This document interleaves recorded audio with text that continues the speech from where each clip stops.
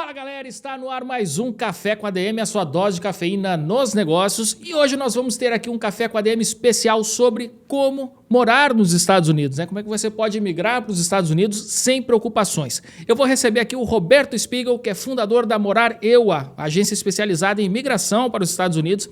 E ele vai explicar para a gente quais são as vantagens e os desafios para quem quer realizar o sonho de morar nos Estados Unidos e como é que você pode conduzir esse processo de maneira bem sucedida e aumentar as chances de conquistar o visto de permanência na terra do tio Sam. Roberto Spiegel, cara, que honra te receber por aqui. Seja muito bem-vindo ao nosso Café com a DM. Grande Leandro, obrigado pelo convite, cara. Imagina, o prazer e a honra é toda minha aqui. Que bacana, Beto. Ô, Beto, você é um cara, meu colega aqui, formado em administração, e você se juntou a um dos empreendedores brasileiros que eu mais admiro, que é o meu grande amigo Fernando Gabas, e juntos vocês fundaram a Morar EUA, né, que virou a principal agência especializada em imigração para os Estados Unidos. Me conta um pouquinho dessa história aí, de onde é que surgiu a ideia, como é que nasceu a agência, conta aí. Bom, é assim, o Fernando é um cara que eu conheço ele desde que eu tenho meus 14 anos de idade, ele é um pouquinho mais velho que eu, acho que ele tem uns 5 ou 6 anos a mais que eu, mas a gente se conhecia, né, ali, adolescência, os irmãos eram amigos, então a gente meio que ficou próximo e, bom, encurtando um pouco essa história pessoal, em determinado momento a gente trabalhou junto, eu trabalhei para ele, na verdade, numa empresa que ele tinha, e ele vendeu essa empresa e foi morar nos Estados Unidos. Isso eu estou falando uma história de 2007, 2008, mais ou menos. E aí ele passou um tempo nos Estados Unidos, ele passou de 2008, eu acho que até 2012, mais ou menos. Em 2012, a gente se reencontrou. E eu, naquela época, tinha vontade de morar nos Estados Unidos, né, também. Hoje em dia, inclusive, moro aqui, estou em Miami hoje, inclusive. E aí, nos encontramos e a gente sempre teve um papo muito legal, eu e ele. Você conhece ele é super pra frente, cheio de ideias. E eu também, com aquele papo todo, não sei o que e tal. E um dia a gente falou, vamos tomar um café, vamos trocar ideias. E aí ele falou, cara, Aí eu sentei com ele e falei, Fê, eu já te conheço, vai, você tem ideia. E qual que é a tua ideia? E ele falou, cara, eu acabei de voltar dos Estados Unidos e as pessoas me chamam para tomar café dia sim, dia também, para querer saber como que eu fiz o meu processo de mudança. Na época ele fez o EB-5, que é o visto de investidor, e era muito pouco se falado sobre isso naquela época no Brasil. Já tinha um movimento, obviamente, mas ele não era um movimento tão democratizado como é hoje. Hoje é acessível para todo mundo. Naquela época não era, né? Eram poucas informações, poucas pessoas, empresas especializadas muito poucas, a agência de imigração não existia, o negócio era ali mais advogado, enfim. E ele falou, cara, por que a gente não faz uma assessoria completa? Eu já tinha passado um tempo nos Estados Unidos quando eu era moleque, né? Aliás, a minha vivência de Estados Unidos, ela vem desde quando eu era pequeno, porque meu pai foi sócio de empresas nos Estados Unidos, isso em 1980 e nada, então a gente sempre veio muito, enfim. Então eu já tinha um bom conhecimento, ele com um conhecimento próprio, né, da história dele, a gente acabou se juntando e falando, cara, então vamos fazer algo diferente, porque para abrir uma empresa, né, falando um pouco sobre gestão, não adianta você querer abrir uma empresa, mais um, fazendo tudo igual com o que já fazem, ou seja, você não tem a grande diferença para se destacar, você vai ser mais um qualquer. E para fazer, eu entendo que já que é para fazer, vamos fazer direito. E aí a gente falou, cara, vamos abrir, mas, cara, vamos fazer um one-stop shop, um negócio bem legal, um negócio bem especializado, que a gente monta os processos, enfim. E aí o que acabou acontecendo, encurtando também bem essa história, de 2014, quando a gente abriu para cá, o Brasil passou momentos muito turbulentos politicamente, não foi só nessa última eleição, vem acontecendo lá desde 2014, a eleição da Dilma, depois, como fala, o impeachment, depois Temer, depois a Bolsonaro, a entrada dele, aí agora com o Lula, enfim. E o que acabou acontecendo é que esse mercado aumentou muito, né? Então, a gente hoje tem a Morar EUA é um braço, né, no Brasil, de um grupo de empresas que são constituídas. Hoje nós estamos com quase 100 funcionários, né, com um faturamento bem alto, assim, bem expressivo, né? Então é uma ideia que deu certo, é uma ideia que foi bem trabalhada ao longo desses últimos 9 anos e que, graças a Deus, deu certo. Obviamente, acho que como qualquer empresa, você falou do Fernando, eu vou fechar a resposta falando um pouco sobre ele. Eu acho que as pessoas, elas são sempre fundamentais nos nossos caminhos empresariais, né? e a gente tem que sempre saber tirar o melhor de cada um, e eu e o Fê, a gente conseguiu se compor muito bem ao longo desses últimos anos, né, e a gente fez essa sociedade ter uma história de sucesso até hoje, né? Agora a gente espera manter e aumentar ainda mais. Ô, Roberto, eu gostei de saber um pouco mais, né, sobre essa história, e é uma história que eu admiro bastante, né, todo o trabalho que vocês desenvolvem, mas eu fiquei curioso aqui, você falou que o Fernando chegou com uma ideia, a partir da experiência dele, percebeu que as pessoas estavam perguntando muito isso para ele, mas essa questão dos problemas brasileiros, né, isso tem incentivado muitas pessoas a buscarem, por exemplo, né, a realização de um sonho, de morar fora do país e escolherem aí os Estados Unidos como um destino, né, apropriado para isso.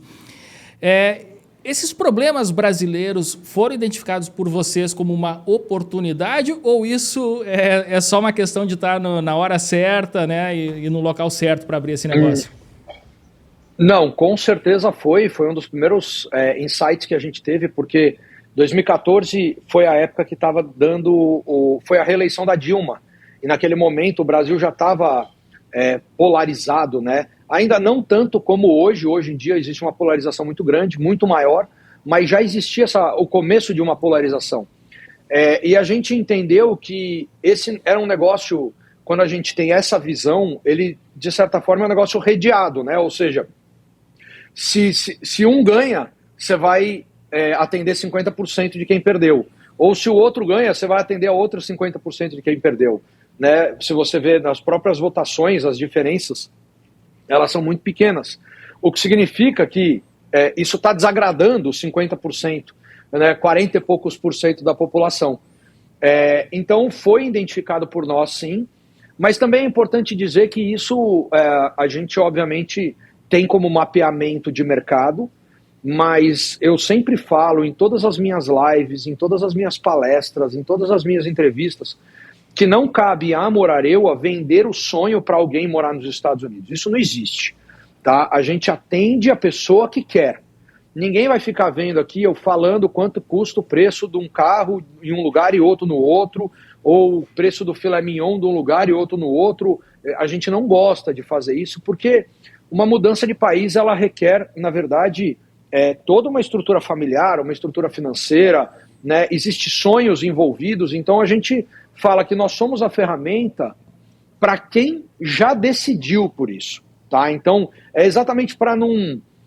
a gente entende que o mercado ele vai sempre crescer, não só pelos problemas, mas também tem um outro ponto que a gente não falou aqui, que é pela globalização. Hoje o mundo está muito menor, hoje as pessoas trabalham por muitas vezes em home office, a pessoa pode morar num lugar, trabalhar em outro, hoje tem investimentos mais fáceis, mais acessíveis, né, para você dolarizar um pouco, ou para você ter um pouco de dinheiro em euro, em moedas fortes, para que você consiga, né, ter um futuro mais estável. Então as pessoas elas têm acesso mais a isso. Então se hoje uma pessoa, um brasileiro, por exemplo, que investe em ETFs, em bonds nos Estados Unidos e já tem uma renda em dólar, por exemplo, ele pode vir aqui passar um ano de estudante, ter uma experiência sem precisar de trabalhar, sabe? Então, isso também faz com que o nosso mercado aumente. Eu vejo cada vez mais que o mundo ele está cada vez menor, ele está muito mais acessível para todos, e isso faz com que as pessoas queiram, sim, mudar cada vez mais. E o terceiro ponto é a própria tecnologia. Né? Se você pensar quem mudou para os Estados Unidos em 1980, o camarada tinha que escrever uma carta, ou no máximo ligar para a Telebrás, como chamava? Como chamava a empresa de telefone lá, o 021 lá? Embratel. Embratel, o cara tinha que ligar para a Embratel, fazer uma ligação a cobrar no Brasil, ou seja, era um negócio muito complicado. E hoje não, hoje você está com saudades de um amigo, de um parente, cara, você liga no WhatsApp falando em vídeo todos os dias e, ou seja, a distância ela não está mais tão distante, você consegue se aproximar. Então são os três fatores que a gente mapeou naquela época como os fatores que mais fariam com que o nosso negócio alavancasse ao longo do tempo, porque abriria mais mercado. Muito bem. Beto, O pessoal enfim, que vai abrir aqui esse nosso podcast de hoje, vai ver pelo título, né, que a gente vai chamar a atenção sobre essa questão de morar nos Estados Unidos. Quais são os caminhos, então, que uma pessoa que tem, né, esse interesse, como você falou, bom, o cara tem interesse, então vamos falar com esse cara agora. Para morar legalmente nos Estados Unidos, porque é muito comum brasileiros fazerem aquela tentativa de ir com visto de turista, depois ficar ilegalmente no país, e isso é uma naba completa, né, cara? Muito, muito. É assim, não é bolinho, né, para quem tenta fazer sozinho.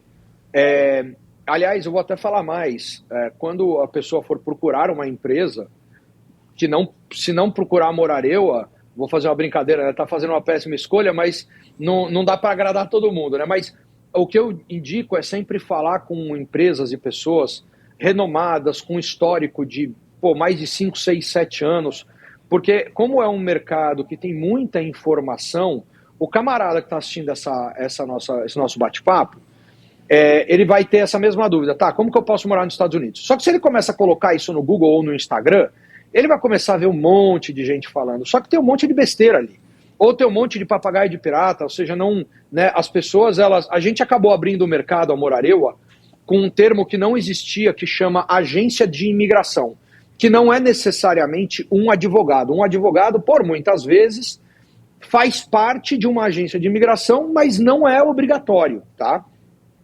Então, quando a gente abriu e a gente criou literalmente o mercado de agências de imigração, possibilitou o Zezinho, que mora aqui faz 3 meses, abrir um Instagram e falar, você quer fazer a tua petição para o Green Card? Eu sei como. Né? Então as pessoas têm que tomar cuidado, e eu vejo, sim, Leandro, sem brincadeira, todos os dias eu conheço 2, 3 novos caras que abriram uma agência de imigração. Porque obviamente eu estou antenado, eu estou monitorando o mercado, então é um negócio assim muito louco, tá? Então esse é o meu primeiro conselho, é sempre falar com uma empresa respeitada. Por exemplo, a Morareua, sem querer puxar sardinha, eu ganhei o prêmio como um dos 25 melhores CEOs de imigração nos últimos 2 anos. A Morareua ganhou como uma das 100 melhores agências de imigração no ano retrasado. O nosso advogado, que é quem cuida dos casos, há 4 anos consecutivos ele ganhou o prêmio como um dos 25 melhores advogados de imigração do mundo. Né? Então, assim, eu tenho matérias em jornais, em revistas, milhares de famílias atendidas, ou seja, a gente tem um track record para falar, sabemos o que estamos falando, sabe? Então é isso que as pessoas precisam buscar. Por que eu estou falando isso tudo? Porque a resposta que eu vou te dar agora, ela não é uma resposta tão simples. Porque existem, por exemplo, mais de 100 tipos de vistos nos Estados Unidos, tá?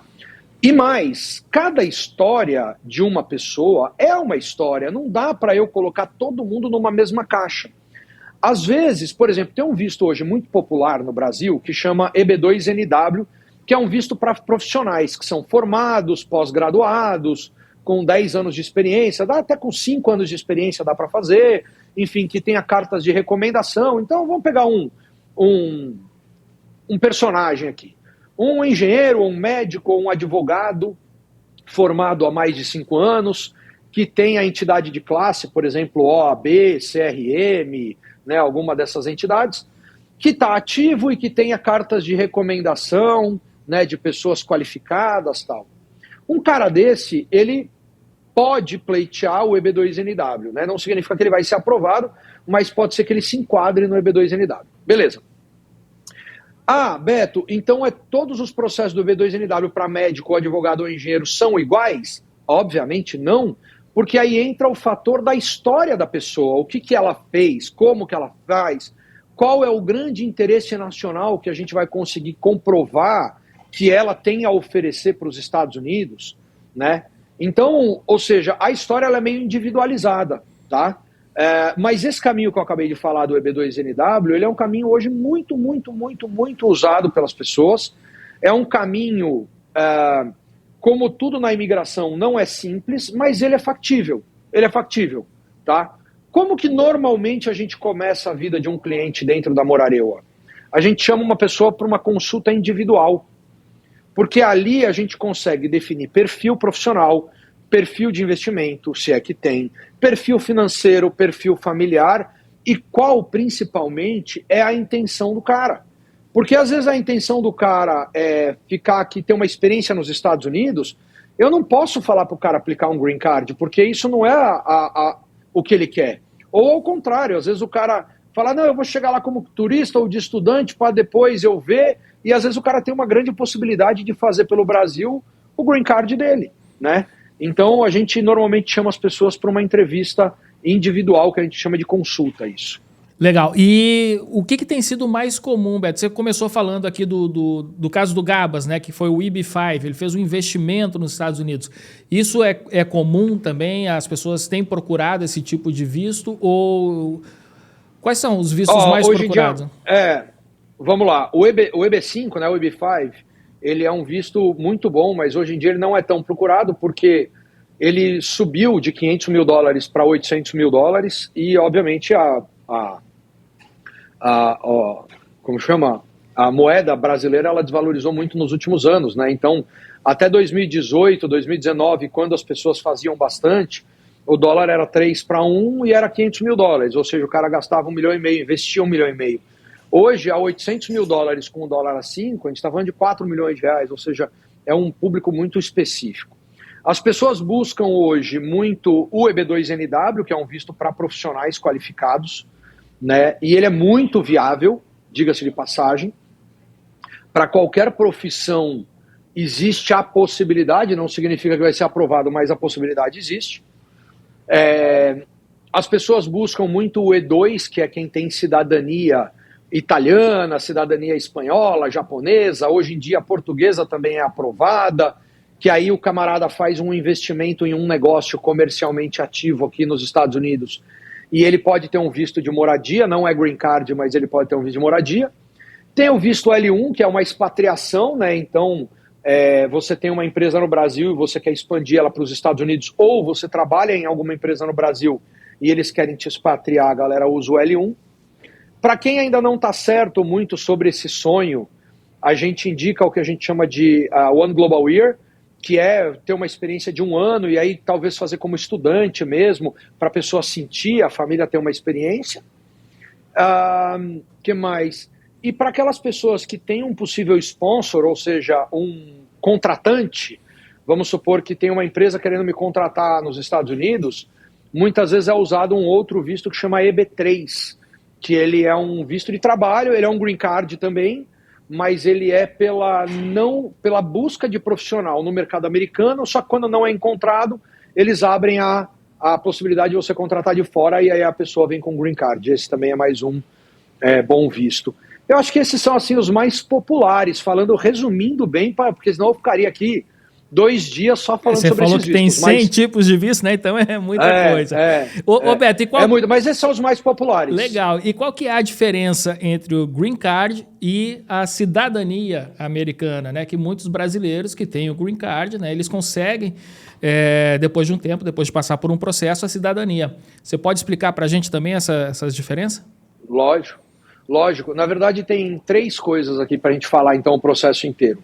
Tem os vistos de não imigrante, que são todos os vistos temporários, por exemplo, o visto F de estudante, o E2 da cidadania italiana, o L1 de expatriação, o O de habilidades especiais, o P de atleta ou músicos, tem um monte.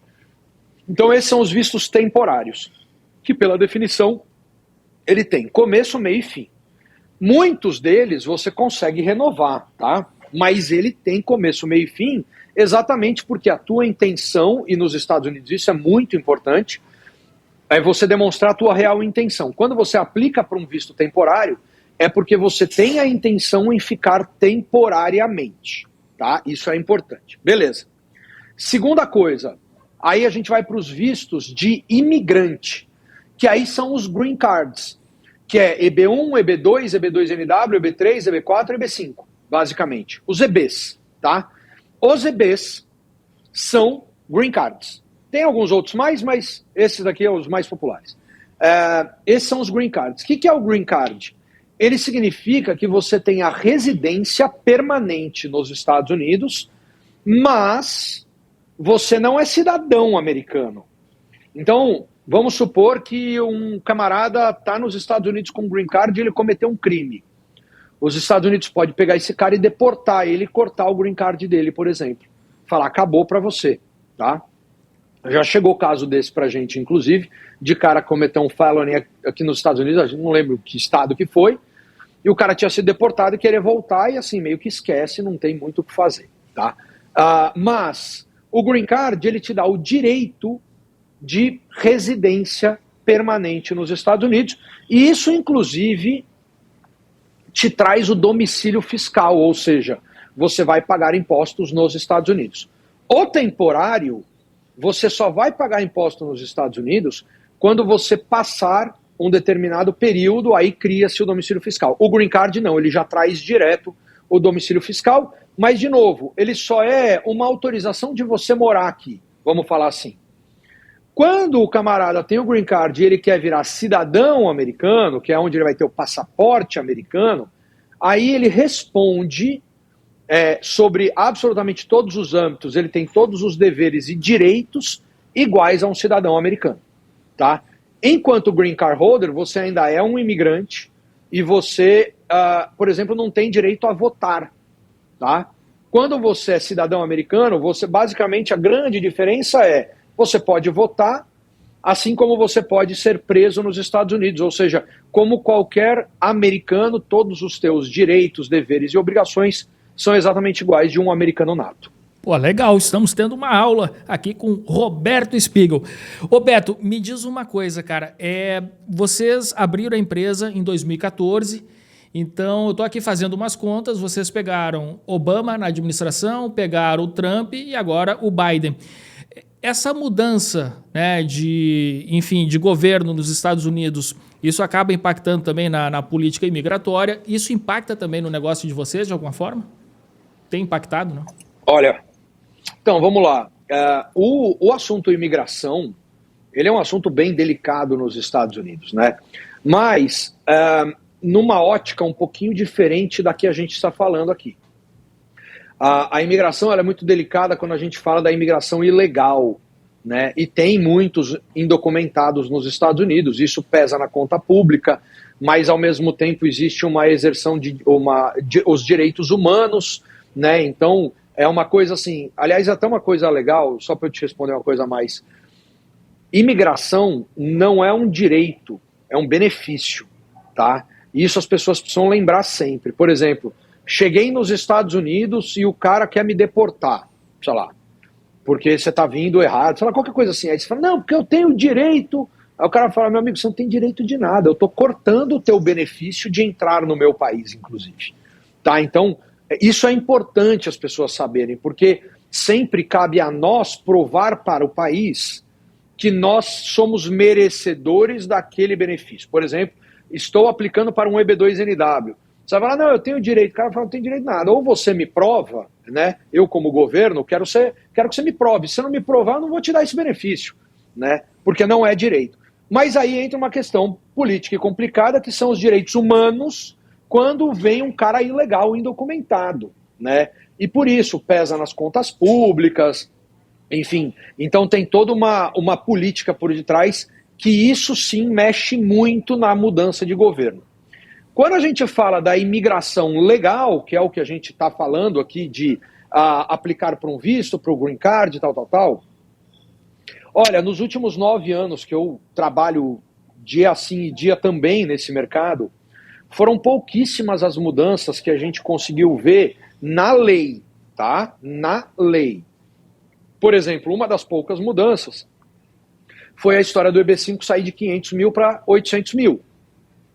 Mas isso foi uma das poucas mudanças, porque normalmente o que a gente sente por exemplo, quando o Trump entrou, você tem um olhar mais, é como se os caras olhassem com uma lupa o processo.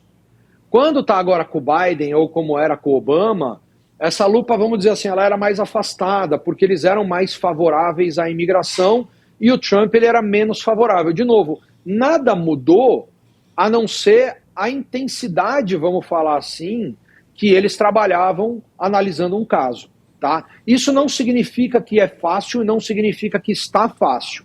significa que a lupa não está tão perto, tá? Só para as pessoas me entenderem bem.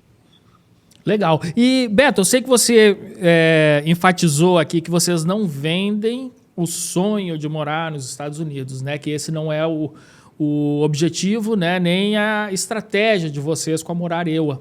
Mas, lógico, né, que algumas pessoas que estão aqui nos escutando, eles querem fazer um comparativo, né? Assim, qual que seria a vantagem ou as vantagens, por exemplo, de morar nos Estados Unidos?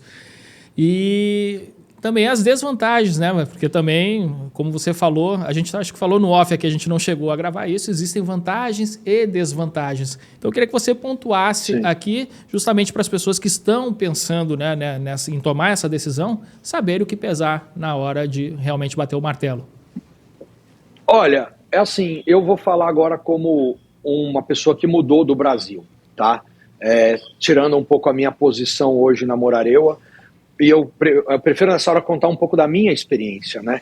Então, assim, bom, primeiro comparativo, e aí sobre valores, e a galera agora adora falar sobre dinheiro, é que os produtos nos Estados Unidos, eles são muito mais baratos que no Brasil, mas os serviços são muito mais caros. Então, por exemplo, para o brasileiro, está muito ligado à qualidade de vida, aos bens materiais que você tem. Isso é estudado já. Por exemplo, nos Estados Unidos, com $300 por mês, você compra uma Mercedes, né? Então, o cara para ter uma Mercedes aqui, it's not a big deal, sabe? Não é um bicho de 7 cabeças. Mesmo você falar de uma Ferrari, que é um caro pra caramba aqui, caro pra caramba custa 5 mil por mês. Ou seja, o cara que ganha em dólar... E nessa hora é importante a gente só não falar de câmbio, porque a gente não está comparando. Se a gente comparar, inclusive, vai dar 22, 23 mil reais por mês. Uma Ferrari no Brasil custa 100 por mês. Mas, enfim. Então, os bens materiais aqui eles são muito mais acessíveis. E isso é o ponto que o brasileiro mais gosta. Aonde que o brasileiro menos gosta, que no Brasil é muito mais acessível, é no serviço. Então, por exemplo, uma pessoa que trabalha na tua casa, um funcionário da tua empresa, né? No Brasil, cara, a relação ela é muito mais em conta do que nos Estados Unidos. Então a gente está cansado de ver cliente, por exemplo, fala, poxa, eu tinha uma babá para ajudar lá com os meus pequenininhos e uma moça que trabalhava em casa, e o cara chega aqui e ele fala, cara, às vezes eu não consigo ter isso tudo, às vezes eu tenho que ter 3 vezes a semana, sabe? E aí começam os problemas que eu chamo de culturais. Porque, assim, os Estados Unidos, no final do dia, ele é um país, eu diria que é a economia mais forte do mundo, se não é a mais, hoje comparando com China, estão entre os 2 maiores, embora ainda me arrisco dizer que é a maior, obviamente. A moeda é forte, a cultura de mercado ela é boa, e quando você pensa em longo prazo, você tem estabilidade. E aí é o grande ponto do porquê que as pessoas buscam mudar para os Estados Unidos. Porque no Brasil, aqui a gente está falando só com o empreendedor. Com certeza eles vão olhar e falar, cara, tô rico, tô pobre, já aconteceu 10 vezes na vida deles no Brasil. Aqui é difícil acontecer, não é que é difícil, é muito mais difícil acontecer do que no Brasil, porque você tem uma cultura de mercado mais estável, você tem uma cultura de país mais estável. Então, no final do dia, muda quando você fala assim, quero... como fala, ver meus filhos crescerem num lugar um pouco mais seguro, num lugar um pouquinho que me dá um pouco mais de tranquilidade, sabe? E uma estabilidade política também, querendo ou não, né? A Constituição americana, quem for estudar sobre isso, é um tema super legal. Cara, a Constituição americana é uma das únicas no mundo que hoje em dia é quase impossível de ser mudada. E a Constituição no Brasil, os caras mudam semanalmente, e daí que vem a origem da instabilidade, sabe? Então eu acho que esse é um dos maiores pontos que as pessoas que vêm para os Estados Unidos buscam. Um pouquinho de paz em falar, cara, eu sei como a regra do jogo funciona e como ela vai funcionar. Basicamente é isso.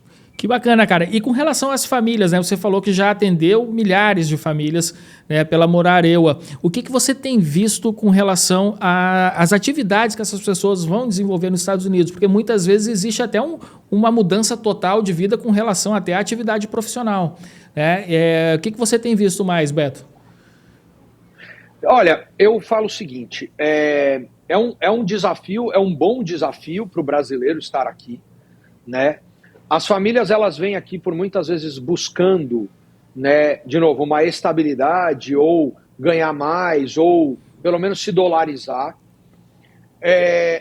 Nos Estados Unidos, assim, quem quer se dar bem consegue, mas a pessoa tem que fazer uma coisa que normalmente no Brasil a gente não faz, que é se preparar.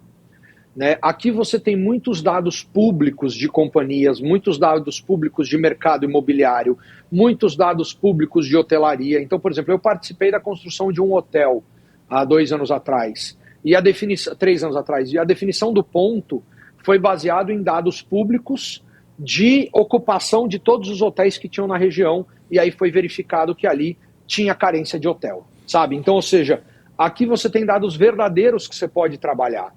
Então, isso seja para abrir uma pequena franquia ou para abrir uma grande indústria, não importa.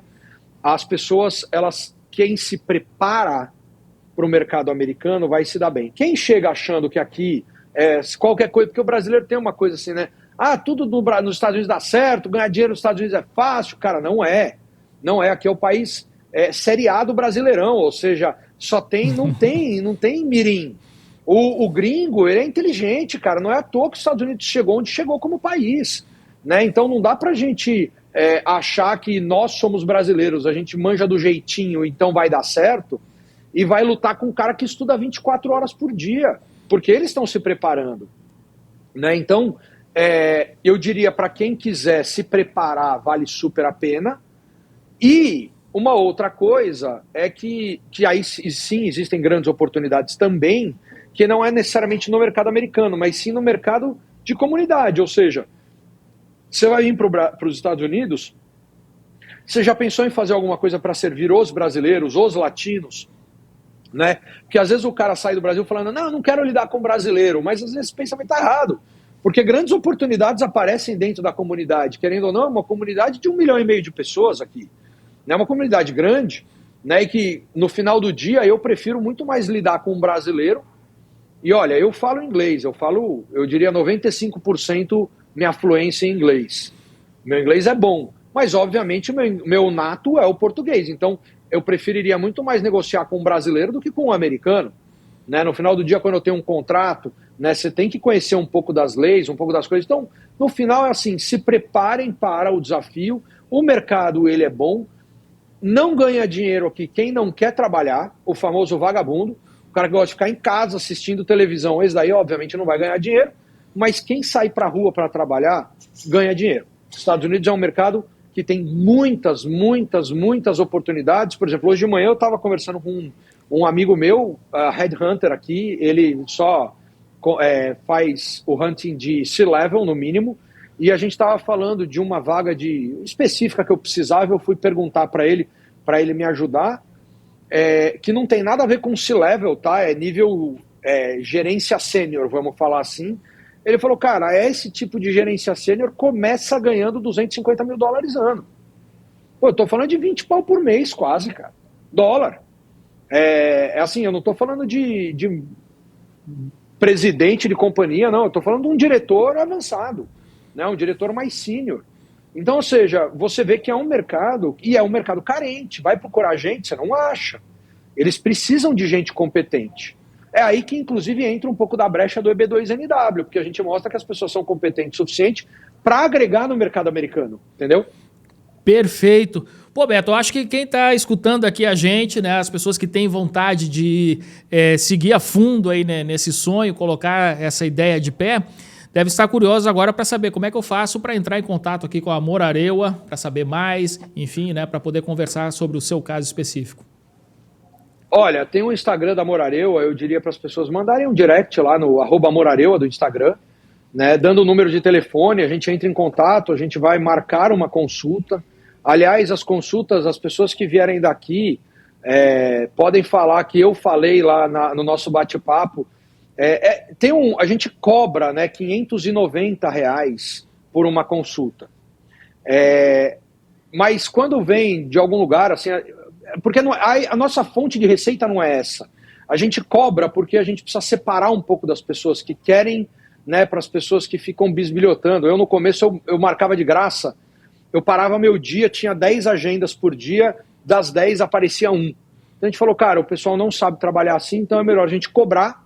Mas quando eu estou num programa como o teu aqui, num bate-papo, eu falo assim, ó, a gente faz duas coisas. Primeiro, eu vou dar R$100 de desconto, vira 490, então já podem falar lá, o Beto falou, tal, tal, tal. Segundo, se não gostar, pede o dinheiro de volta, cara, a gente devolve o dinheiro, tá tudo bem, a gente não vai... Nosso ponto não é esse dinheiro, a gente só faz isso realmente como um filtro, ou se contratarem a gente para seguir com o caso, a gente dá de desconto também, entendeu? Ou seja, o pessoal pode ficar super tranquilo, porque no fundo, por que eu convoco para uma individual? Porque a única forma que a gente entende de realmente conseguir ajudar a pessoa é entendendo a vida da pessoa. Não adianta eu falar, preencha esses 3 formulários aqui e falar a resposta é A, B ou C.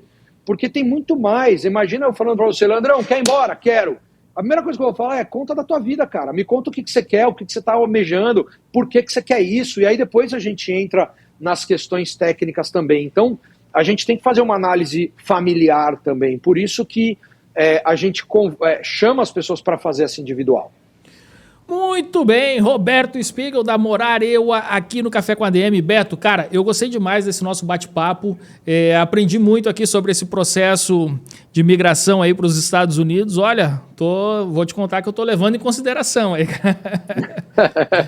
Você é VIP, é de casa, pô. Show só chamar que a gente arruma tudo. Muito bem. Mas tem muita informação, cara, tem muito conteúdo. Assim, se quisesse seguir por mais 3 dias aqui falando, porque realmente é algo muito complexo e que eu falo sempre para as pessoas, e essa vai ser minha dica final, deem o peso necessário para um sonho grandioso como esse. Ou seja, façam direito, façam correto, sabe? Peguem profissionais com histórico, enfim, é uma relação muito de confiança. Então você confia na empresa A, B ou C, é com ela que você vai acabar fazendo o processo. Mas no fundo é uma relação de confiança, por isso você tem que puxar o histórico, não é só pegar o papinho de vendedor, não é preço, não você tem que entender como um todo, porque é a vida de vocês, então, né, a vida de vocês, eu imagino que tem que ser tratada com cuidado, porque é um sonho grandioso. Excelente, muito bem. Beto, obrigado mesmo. Próxima vez vamos ver se a gente marca para tomar um cafezinho presencial. Pode ser, pode ser aqui no Brasil, aí nos Estados Unidos, mas vamos fazer pessoalmente aí, tá? Eu que agradeço o teu convite e fico à disposição para qualquer outra informação. E você, o que você achou desse Café com a DM turbinado de cafeína com Roberto Spiegel sobre como morar nos Estados Unidos da maneira certa, da maneira correta, com todos os caminhos que você deve seguir para, caso esse seja seu sonho, você conseguir realizá-lo. Eu curti demais e na semana que vem a gente volta com mais cafeína aqui para vocês, combinado? Então até a próxima semana e mais um episódio do Café com a DM, a sua dose de cafeína nos negócios. Até lá!